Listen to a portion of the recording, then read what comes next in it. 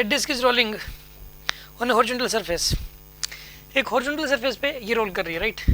C is its centre, पहली बात तो रोलिंग हो रही है, रोलिंग का मतलब क्या होगा कि बॉटम मोस्ट पॉइंट रेस्ट में है, ठीक है ना। तो C is its center, ठीक है। Q and P are the 2 points equidistant from C, ये वाली डिस्टेंस और ये वाली डिस्टेंस सेम है। Let VP, VQ and VC be the magnitude of velocities of the points P, Q and C respectively, then velocity किसकी ज़्यादा है और किसकी कम है ये बताना आपको। एक बात तो सेंटर की वेलोसिटी तो सिर्फ V नोट होगी मान लो, ठीक है, और एंगुलर वेलोसिटी मान लो ओमेगा एम, ठीक है। तो इस P के पास दो वेलोसिटी होंगी, एक तो V नोट इस तरफ और एक ये R ओमेगा जो होगा ना, ये मतलब V नोट के बराबर ही हो जाएगा यहाँ पे।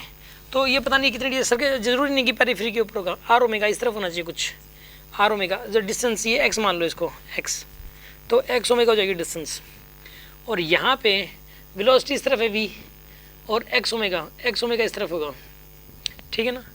अच्छा अब सुनो, ये लगभग बहुत दूरी पर है, मतलब यानी कि इसमें पता क्या होगा, देखो इसमें ये बताना आपको कि वेलोसिटी किसकी ज़्यादा है किसकी कम है। ये वाला एंगल क्या है, लेस देन 90 है, ये वाला एंगल क्या है यहाँ पे लेस देन 90, तो कुछ ना कुछ जुड़ेगा इसके अंदर, घटेगा नहीं।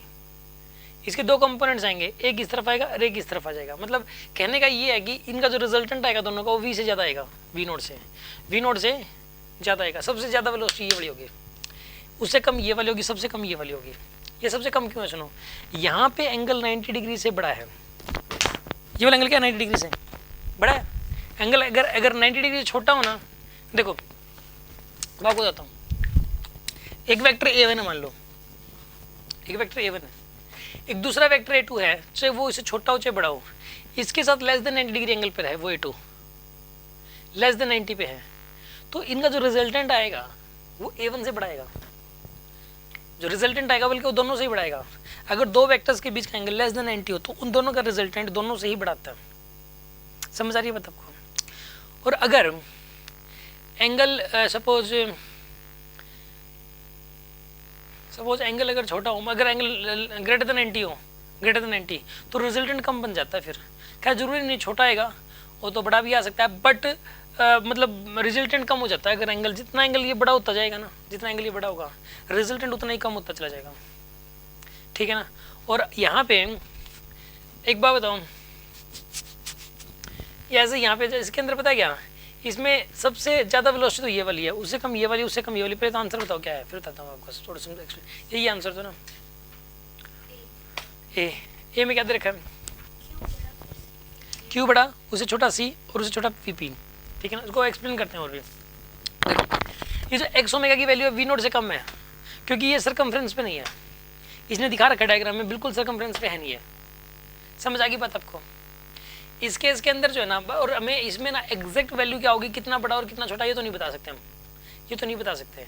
अगर एक वेक्टर है मान लो ये 10 है 10 और एक इसे छोटे वाला 8 और ग्रेटर देन 90 पे है, ये इधर हो जैसे, ठीक है। तो मैं बताऊँ ये इनका जो रिजल्टेंट है ना, इन दोनों का रिजल्टेंट बड़ा नहीं होगा, 10 से छोटा ही आएगा, वो 10 से छोटा ही आएगा। मैं आपको और एक्सप्लेन करता हूँ। देखो यहाँ पे वेलोसिटी क्या है, वी नोट है, यहाँ पे क्या है 0, ठीक है। यहाँ वेलोसिटी क्या है सरकमफ्रेंस पे, तो √2 वी नोट कितनी होगी यहाँ पे सरकमफ्रेंस पे, और यहाँ पर भी क्या होगी यहाँ पे √2 वी नोट, और यहाँ पे क्या होती है 2 वी नोट। यहाँ पे वेलोसिटी 0 से बढ़ते बढ़ते कितनी होगी यहाँ पे √2 वी नोट। समझ रहे हो बात को। लेकिन वो तो सर्कमफ्रेंस पे होगी, एक्चुअल में यही ही सबसे कम है संभावना, सबसे कम होने की। यहाँ तो संभावना ही है, मतलब एग्जैक्ट तो नहीं बता सकते, फिर भी संभावना सबसे कम यहीं पर ही है।